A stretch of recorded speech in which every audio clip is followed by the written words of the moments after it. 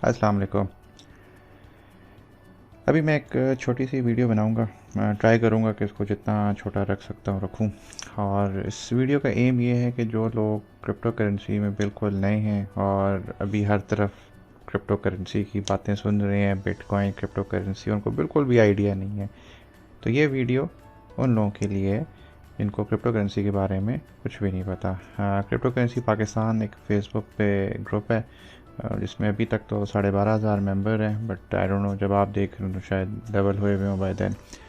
तो वो ग्रुप भी आप चेक कर सकते हैं, वो काफ़ी इंफॉर्मेटिव है और बिगिनर्स के लिए है, जो लोग स्टार्ट कर रहे होते हैं उनके लिए काफ़ी हेल्पफुल भी है। तो अभी हम स्टार्ट करते हैं। सबसे पहली चीज़ आती है कि what is crypto currency. Crypto currency एक डिजिटल करेंसी उसको हम कह सकते हैं, जो कि डिस्ट्रीब्यूटेड है। डिस्ट्रीब्यूटेड इस तरह है कि उसको कोई सेंट्रली कंट्रोल नहीं कर रहा। अगर मैं लाइन पढ़ूँ कि crypto currency is a form of digital asset based on a network that is distributed across a large number of computers. इसका मतलब कि क्रिप्टो करेंसी कोई एक सेंट्रल सर्वर या एक एंटिटी या एक कोई बंदा नहीं चला रहा, बल्कि जो क्रिप्टो करेंसी है मुख्तलिफ़ कंप्यूटर्स पे फैला हुआ है। ठीक है, उसका एक लेजर है। अब इसको हम आगे चलते हैं और ढेर सारे कंप्यूटर्स पे वो चल रही है। This decentralised structure allows them to exist outside the control of governments and central authorities. क्योंकि वो डिसेंट्रलाइज्ड है और उसको एक बंदा गवर्न नहीं कर रहा, बल्कि जो कंप्यूटर के अंदर एक कोड फीड हुआ है, तो वो कोड बताता है कि अभी क्या होना है। उसका बनाने वाला क्रिप्टो करेंसी का, किसी भी क्रिप्टो करेंसी का बनाने वाला अपनी मर्ज़ी से उसमें चेंजेस नहीं कर सकता। अगर वो चेंजेस करेगा तो वो सारे जो कंप्यूटर्स हैं वो सारे अगर उन चेंजेस पे एग्री करते हैं, जो माइनर्स हैं या जो नोड्स चला रहे हैं वो सारे उस पर एग्री करते हैं, तभी वो चेंजेस रिफ्लेक्ट होंगे। इस वजह से गवर्नमेंट्स का कंट्रोल नहीं रहता है उसके ऊपर, क्योंकि वो पीयर टू पीयर है। पीयर टू पीयर का मतलब होता है कि पर्सन टू पर्सन, मतलब एक बंदे से एक और बंदा, मतलब उसमें किसी और सेंट्रल एंटिटी, बैंक, गवर्नमेंट, हुकूमतों का कोई कंट्रोल नहीं रहता। The word cryptocurrency is derived from the encryption techniques which are used to secure the network. अभी जो लफ्ज़ है क्रिप्टो करेंसी, उसमें क्रिप्टो जो है वो क्रिप्टोग्राफी से आया है। क्रिप्टोग्राफी का मतलब है कि जो क्रिप्टो करेंसी की सारी ट्रांजैक्शन हो रही होती हैं ये इंक्रिप्टेड होती हैं मुख्तलिफ इंक्रिप्शन एल्गोरिथम से। उसका मकसद ये है इसको इंक्रिप्ट करने का, ताकि उसके जो ट्रांजैक्शन हैं इनको कोई बंदा ख़ुद से मैनिपुलेट ना कर सके। जब एक बार कंप्यूटर उसके ऊपर वन साइडेड इंक्रिप्शन लगा देता है तो वो फिर बंदे हम आपस में ख़ुद से बैठ के उसको डिक्रिप्ट नहीं कर सकते, और जिस चीज़ को हम डिक्रिप्ट नहीं कर सकते इस वजह से उसकी रिलायबिलिटी, क्रेडिबिलिटी बन जाती है कि लोगों को उस पर यकीन होता है, क्योंकि इसको कंप्यूटर ने किसी तरीके के तहत महफूज किया तो वो महफूज रहेगी। What is blockchain. अभी हम आते हैं कि ब्लॉकचेन क्या चीज़ है। Blockchains are organisational methods for ensuring the integrity of transactional data. Cryptocurrency ज़्यादा आम तौर पे, क्योंकि बिगिनर्स के लिए है, मैं इसमें बहुत ज़्यादा डिटेल्स में नहीं जाऊँगा, बड़ा सिंपल रखने की कोशिश करूँगा। क्रिप्टो करेंसी ब्लॉकचेन्स के ऊपर चलती है। ठीक है, ब्लॉकचेन एक डिसेंट्रलाइज्ड, डिस्ट्रीब्यूटेड और आम तौर पे एक पब्लिक डिजिटल लेजर होता है जिसके अंदर रिकॉर्ड्स होते हैं जिनको ब्लॉक कहते हैं।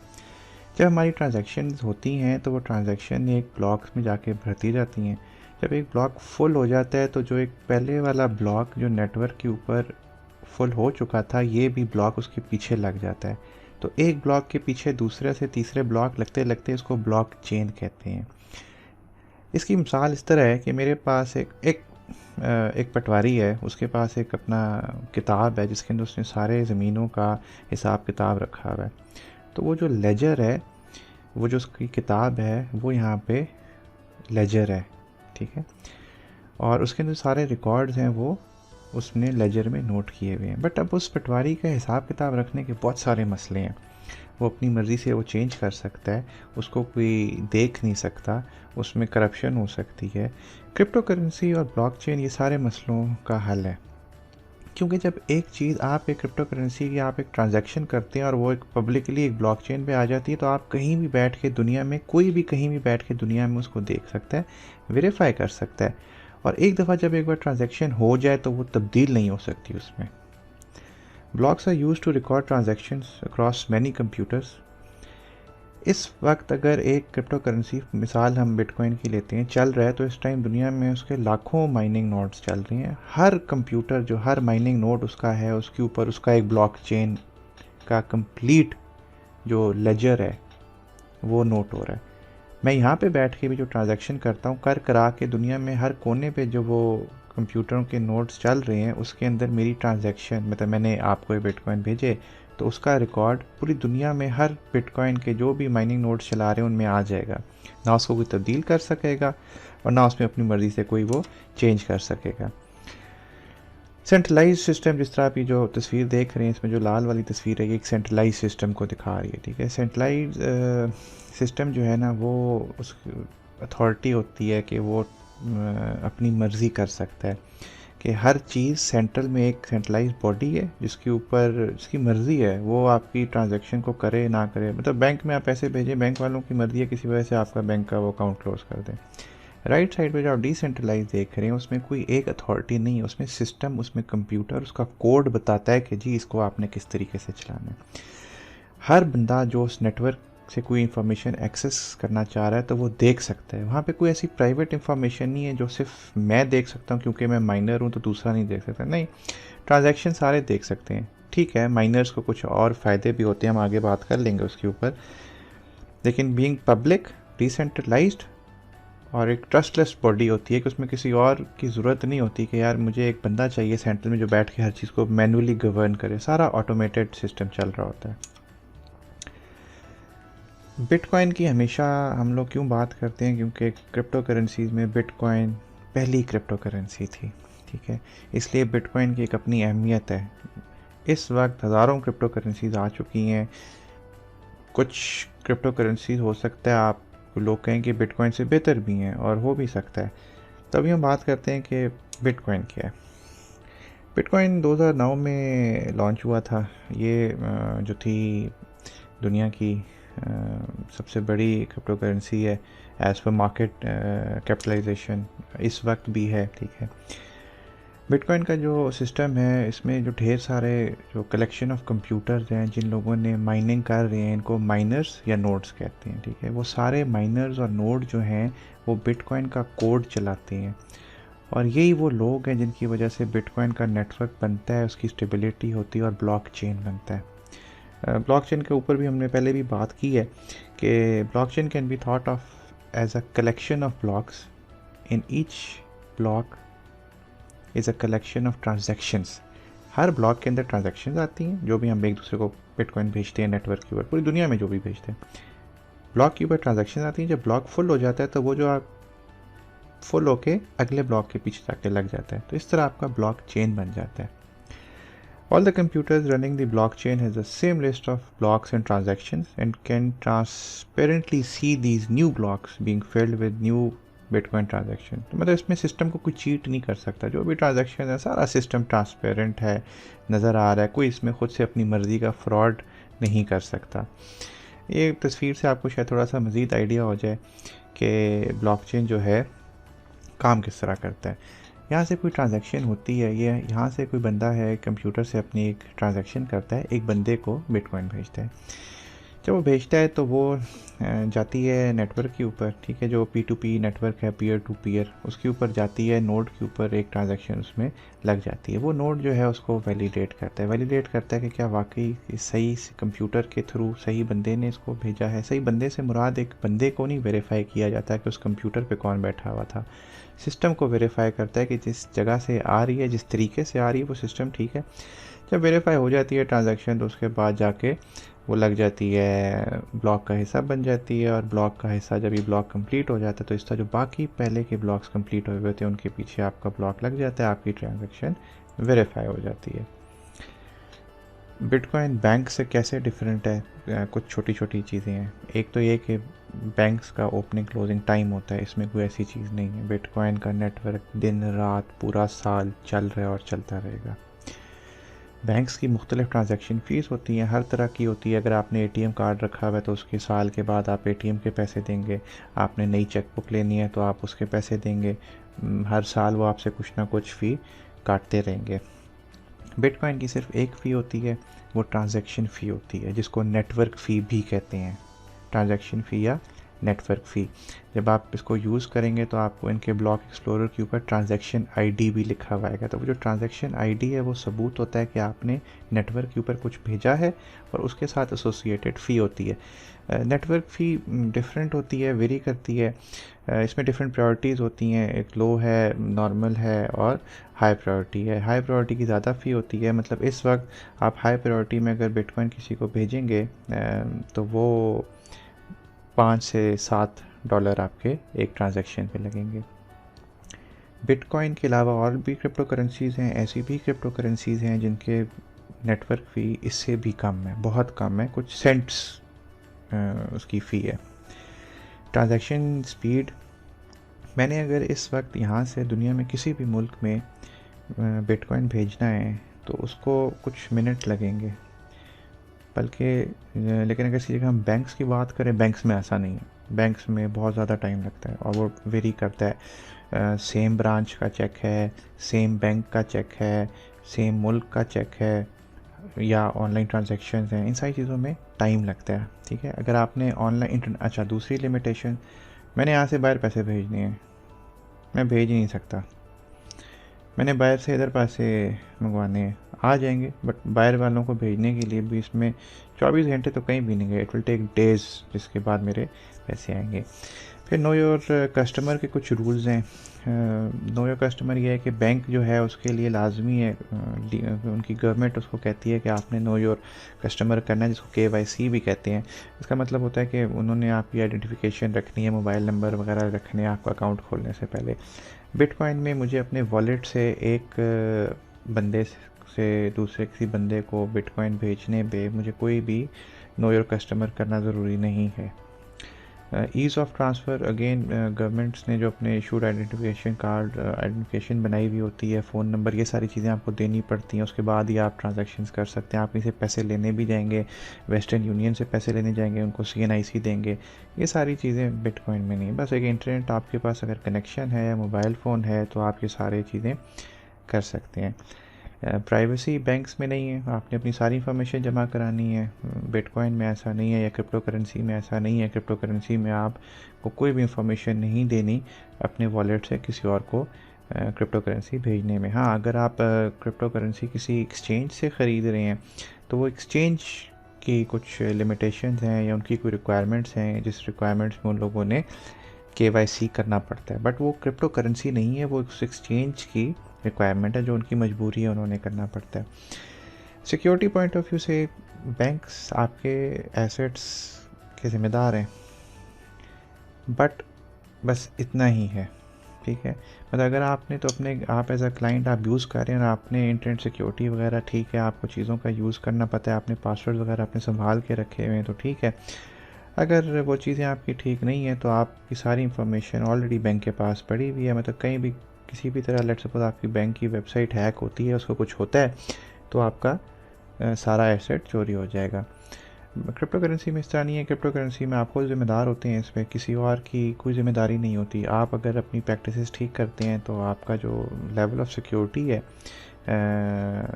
बिटकॉइन या क्रिप्टो करेंसी होल्ड करने का, वो ज़्यादा हो सकता है, बट ज़िम्मेदारी 100% उसमें आपकी होती है। आपका एसेट है, आप खुद उसके ज़िम्मेदार होते हैं। अप्रूव ट्रांजैक्शन, बैंक जो है उसको रिज़र्व करता है, मतलब वो they reserve the right to deny the transactions, मतलब फॉर एनी रीज़न वो कहते हैं जी कि आपके आज 50,000 की लिमिट पूरी हो गई, आप और ट्रांजैक्शन नहीं कर सकते। क्रिप्टो करेंसी में ऐसा नहीं है, आपका वॉलेट है, जब तक आपके पास क्रिप्टो करेंसी में क्रिप्टो एसेट पड़ा हुआ है, आप जितनी दफ़ा भेजें, जितनी दफ़ा रिसीव करें, कोई आपसे पूछेगा नहीं। थोड़ी सी हिस्ट्री बिटकॉइन की, अगेन बिटकॉइन क्योंकि पहला क्रिप्टो करेंसी था तो इसलिए इसकी एक अहमियत अपनी जगह पे है। 18 अगस्त 2008 को bitcoin.org का डोमेन रजिस्टर हुआ था, जो कि अभी भी चल रहा है, आप देख ही सकते हैं। और 31 अक्टूबर 2008 को जिस बंदे ने या जिस ग्रुप ने बिटकॉइन को बनाया था उसको सटोशी नाकामोटो कहते हैं। ठीक है, उसने उसमें एक अनाउंसमेंट की थी 31 अक्टूबर 2008 को कि I have been working on a new electronic cash system that's fully peer to peer with no trusted third party. मतलब वो कहता है कि मैंने एक नया इलेक्ट्रॉनिक कैश सिस्टम बनाया है जो फुली डिसेंट्रलाइज्ड है, पीयर टू पीयर, मतलब एक बंदे से दूसरे बंदा, और with no trusted third party. उसके लिए कोई तीसरी पार्टी नहीं चाहिए, उसके लिए मुझे बैंक नहीं चाहिए, मुझे कोई और बंदा नहीं चाहिए जो मेरी चीज़ को वैलिडेट करेगा। वो सिस्टम ही ऐसा है जो उसको वैलिडेट कर देता है। 3 जनवरी 2009 को जो पहला बिटकॉइन का ब्लॉक था वो माइन हुआ था, जिसको ब्लॉक ज़ीरो या जेनेसिस ब्लॉक भी कहते हैं। और ये आपका मतलब आप कह सकते हैं कि 3 जनवरी 2009 को आपका बिटकॉइन का नेटवर्क जो है चलना शुरू हो गया था। 8 जनवरी को इसका सॉफ्टवेयर पब्लिश हो गया था, जिसके बाद से 9 जनवरी से लोगों ने बिटकॉइन माइनिंग स्टार्ट कर दी थी, और 9 जनवरी 2009 से आज तक बिटकॉइन चल रहा है। एक सवाल जो बहुत पूछा जाता है कि क्रिप्टो करेंसी का पढ़ते हैं, उनको लगता है कि यार लोग फ़ायदा उठा रहे हैं तो क्रिप्टो करेंसी तो जैसे कोई मुफ्त का पैसा दे रहा है। तो वो मतलब क्या है कि क्या क्रिप्टो करेंसी से आपको कोई मुफ्त का पैसा मिलता है? ऐसा नहीं है। क्रिप्टो करेंसी का मतलब ये नहीं है कि आपको मुफ्त का पैसा मिलता है। क्रिप्टो करेंसी में आके ये तरीके हैं जिनसे लोग अर्न करते हैं, और अगर आप ऑनलाइन कहीं कोई ऐसी चीज़ देखते हैं जो आपको बताते हैं कि भाई कोई इन्वेस्टमेंट नहीं है, बस ये कर लो और उसके बाद पैसा ही पैसा है, तो समझ जाएं कि वो चीज़ फेक है। वो जो मर्ज़ी आपको जितनी मर्ज़ी उस पर एक्सप्लेनेशन दें वो ठीक नहीं है। और जो लोग आपको कहते हैं कि क्रिप्टो करेंसी ये मुफ्त का पैसा है, उनके अपने कोई इसमें इंटरेस्ट्स हैं, और वो सारे प्रॉबेबली स्कैम्स हैं। अगर आपने क्रिप्टो करेंसी होल्ड किया है तो उसमें बहुत तरह के स्कैम्स हैं। फेक वॉलेट स्कैम्स हैं। क्रिप्टो करेंसी जब जहाँ पे भी होल्ड करते हैं उसके वॉलेट्स होती हैं, ठीक है, फेक वॉलेट्स होती हैं। वो कहते हैं इसमें आप हम अपना क्रिप्टो रखो तो हम आपको इतना इंटरेस्ट देंगे। फेक है। फेक ICOs कहते हैं जी कि आप अभी इसमें $10 के इन्वेस्ट कर लो, महीने बाद ये $100 हो जाएंगे। ये चीज़ें भी फेक हैं। फेक एक्सचेंजेस आजकल कम हो गई हैं फेक एक्सचेंजेस, बट हमेशा से थी, आगे भी कुछ पता नहीं आ सकती हैं। और उनके अपने डिफरेंट क्लेम्स होते हैं, तो जिनका जितना क्लेम उसका होगा बड़ा, कि आपको जितनी ज़्यादा वो बात करेगा कितने ज़्यादा आपको फ़ायदा होगा, समझ जाओ कि वो चीज़ ठीक नहीं है और उसको आपने खुद से इन्वेस्टिगेट करना है।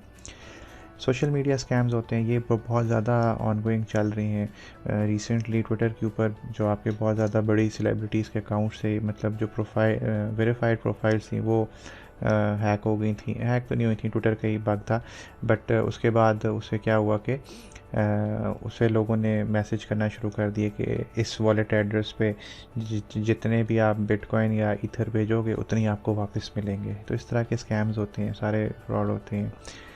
क्लाउड बेस्ड माइनिंग तो मुझे कभी भी पसंद नहीं आई, बट उनका इंटरेस्ट रेट भी इसी तरह होता है। खैर बाकी ये भी चीज़ें हैं। फेक सपोर्ट टीम है, पम्प्स एंड डम्प्स हैं, ईमेल स्कैम्स हैं, Ponzi pyramid and multi level है। ये Ponzi pyramid and multi level में चीज़ आती है कि ये बिटकॉइन वगैरह जो हैं आपके, बिटकॉइन, वन कॉइन, उसके बाद आजकल ये माइन पाई चल रहा है, ठीक है। इनका ये होता है जो भी आपको कभी कहे कि यार आपको इतने पैसे मिलेंगे, और उसके बाद आपको ये कहे कि आप एक बंदा जो रेफ़र करोगे उस रेफ़र करने के आपको फिर मज़ीद इतने पैसे मिलेंगे, और रेफ़र करते रहो, और आप हर कोई बस रेफ़र पे ज़ोर होता है, तो उसका ये मतलब है कि समझ जाएं कि ये जो है इतनी ठीक चीज़ नहीं है। मेलवेयर है इसमें फिर एक और चीज़, और क्लोन्ड वेबसाइट्स है। क्लोन्ड वेबसाइट का मतलब होता है कि एक वेबसाइट जो है वो एक लेजिटिमेट वेबसाइट की सेम शक्ल में हो, लेकिन उसका एक्चुअल जो वेबसाइट का डोमेन है वो डिफरेंट हो। कुछ और चीज़ें जिससे आपको ज़रा मुतात रहना चाहिए। कोई भी आपको अगर सर्विस वेबसाइट कोई बंदा कोई कहता है कि आपको फ़लाँ काम कर दो और बहुत ज़्यादा इसका फ़ायदा है और मैं ख़ुद भी करता हूँ, उस चीज़ से आप ज़रा केयरफुल रहें। कोई इसी तरह जिससे पहले मैंने बात की है कि वो कहता है जी आप बस बंदे बुलाते जाओ पैसा आपको मिलता जाएगा। वो भी बंदे बुलाने से पैसा कैसे मिलता है, ठीक है।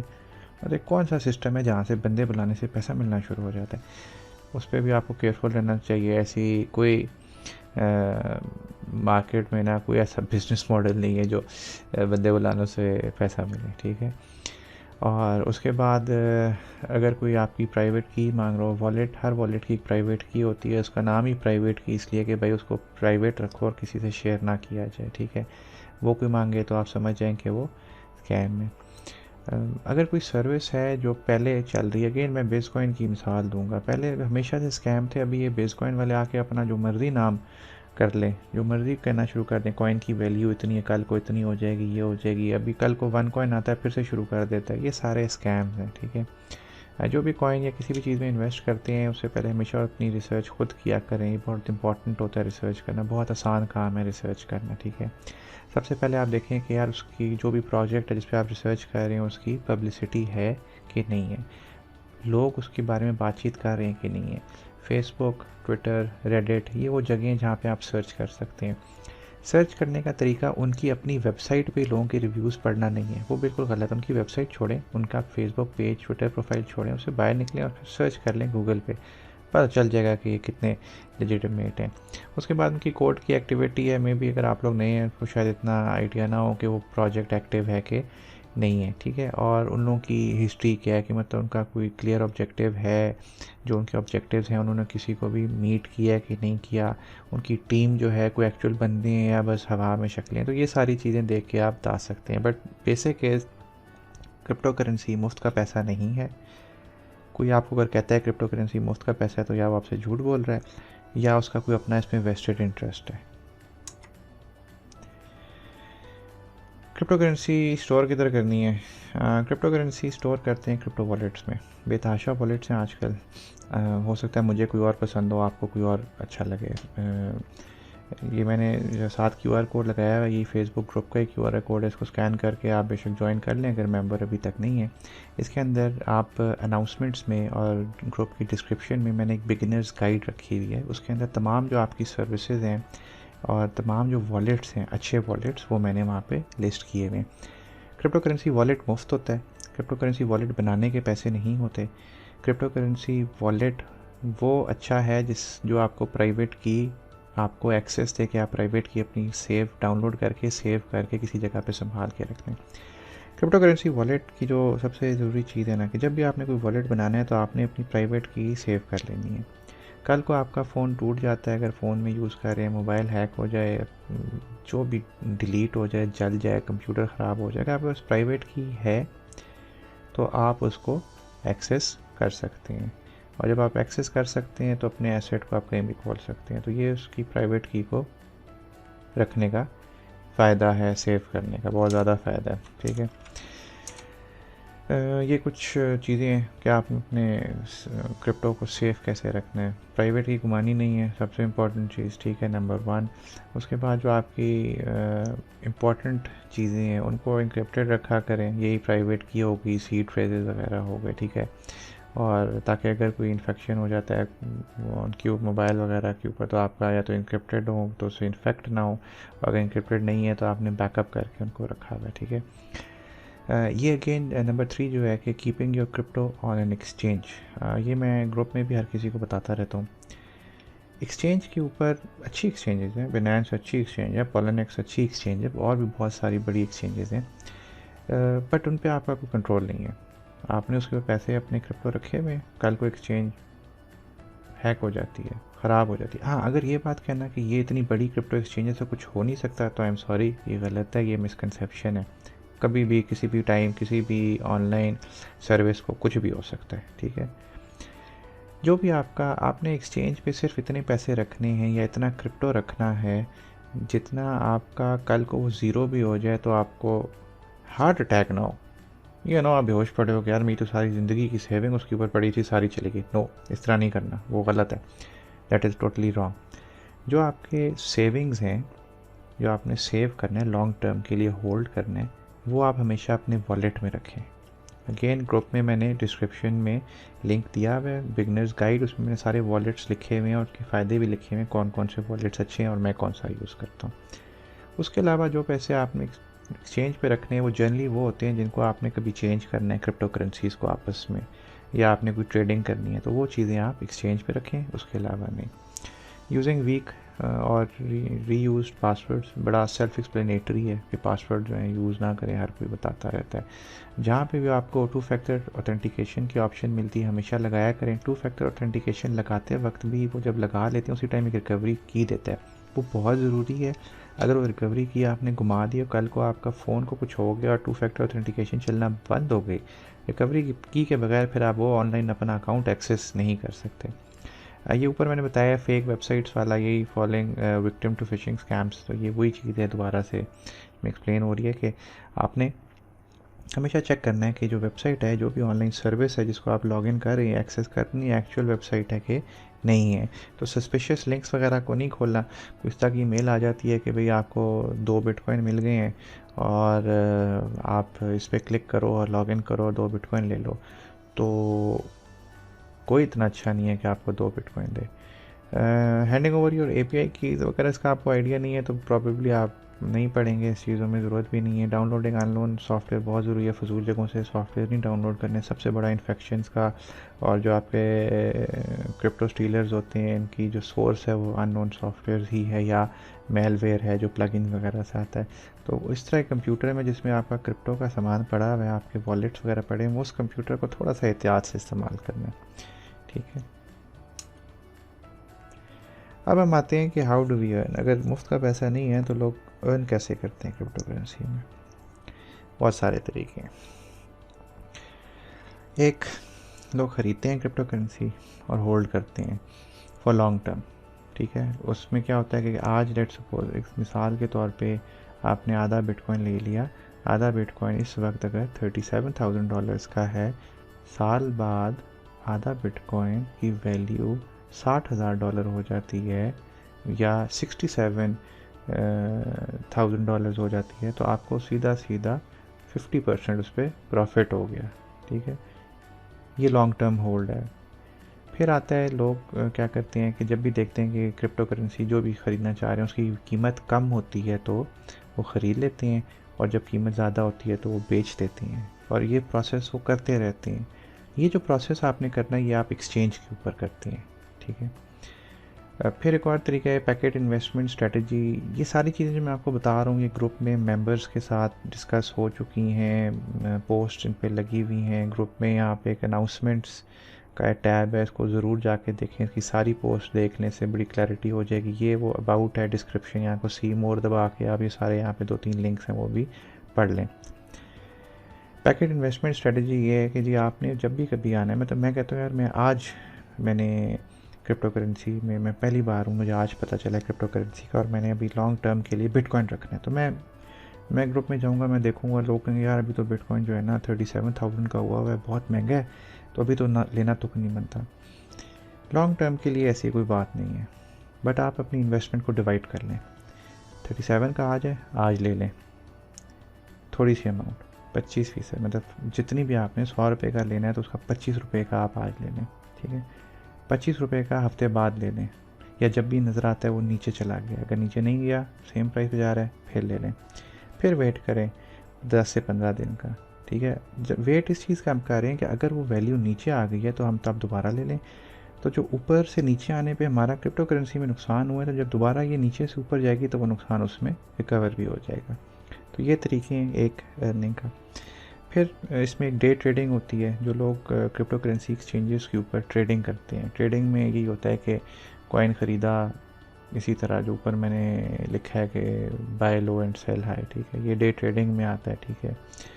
इसमें अगेन ग्रुप में देख लें, काफ़ी लोग पोस्ट वगैरह करते हैं, सिग्नल्स भी देते हैं, मेंबर्स बहुत अच्छी उसमें कंट्रीब्यूशन भी कुछ कर रहे हैं जो कि ट्रेडिंग सिग्नल्स वगैरह देते हैं, उनको भी आप फॉलो कर सकते हैं, इससे आप चीज़ें सीख भी सकते हैं। फिर इसमें डिफरेंट कॉन्सेप्ट्स हैं, उसमें भी मैं नहीं डिटेल में जाता, बट वो आप जब आहिस्ता आहिस्ता इन्वॉल्व होंगे तो आपको खुद से चीज़ें समझ आना शुरू हो जाएंगी। और जो अर्निंग वाला एक तरीका है, कुछ इसमें लोग होते हैं वो एक्सचेंजर होते हैं। एक्सचेंजर क्या करता है, एक्सचेंजर आप कहते हैं कि मैंने अभी मैं अगर नया आया हूँ तो मैं कहता हूँ मैंने क्रिप्टो करेंसी ख़रीदनी है, मैं जाके ग्रुप में पोस्ट करता हूँ कि मैंने इतने डॉलर की क्रिप्टो करेंसी ख़रीदनी है, तो एक एक्सचेंजर आ जाएगा, मुझे कहेगा कि मैं इतने का आपको दूंगा, ठीक है। वो अपना थोड़ा सा प्रॉफिट लगाएगा। जब मैंने बेचना होगा तो वो फिर कहेगा कि मैं आपसे ले लेता हूँ लेकिन मैं इतने की लूँगा, उस टाइम वो थोड़ी सी कम रेट लगाएगा। सो रेट कम पे हमसे ले लेगा, महंगे को हमें देगा, तो इस सारी कार्रवाई में थोड़ा सा वो अर्न कर लेता है। अब हम आते हैं how to find out about a coin. एक नया कॉइन आया है, इसका मैं क्या करूं, ठीक है भाई। जो भी चीज़ है ना इंटरनेट के ऊपर एक अदद google.com एक वेबसाइट है, दुनिया जहाँ के उसके पास जवाब आते हैं, ठीक है। और आप उधर जाएं, अपने कॉइन का नाम लिखें, नाम लिखने के बाद आगे खाली कॉइन का लफ्ज़ लिख दें या प्राइस लिख दें तो उस कॉइन की प्राइस आ जाएगी, ठीक है। फिर कॉइन लिस्टिंग वेबसाइट्स हैं जिनके ऊपर हर कॉइन होता है, कॉइन गैको हो गया, कॉइन मार्केट कैप हो गई, और भी बहुत सारी हैं। इनके ऊपर आपको उस कॉइन की सारी डिटेल्स मिल जाएंगी कि इस कॉइन की कीमत क्या है, इस कॉइन की हिस्ट्री क्या है, ये लॉन्च कब हुई थी, इसके सोशल प्लेटफॉर्म उनके कौन कौन से हैं, ये किस किस मार्केट के ऊपर इस टाइम ट्रेड हो रही है। कुछ लोग आके पूछते हैं कि यार ये जो कॉइन है कहाँ से ख़रीदूँ। कॉइन गैको या कॉइन मार्केट कैप खोलें, कॉइन का नाम लिखें, उधर टैब होगा मार्केट, उस पर क्लिक करें, या मार्केट प्लेस है उस पर क्लिक करें, नीचे वो एक्सचेंज आ जाएंगी कि कौन कौन सी एक्सचेंजेस के ऊपर ये लिस्टेड है, ठीक है।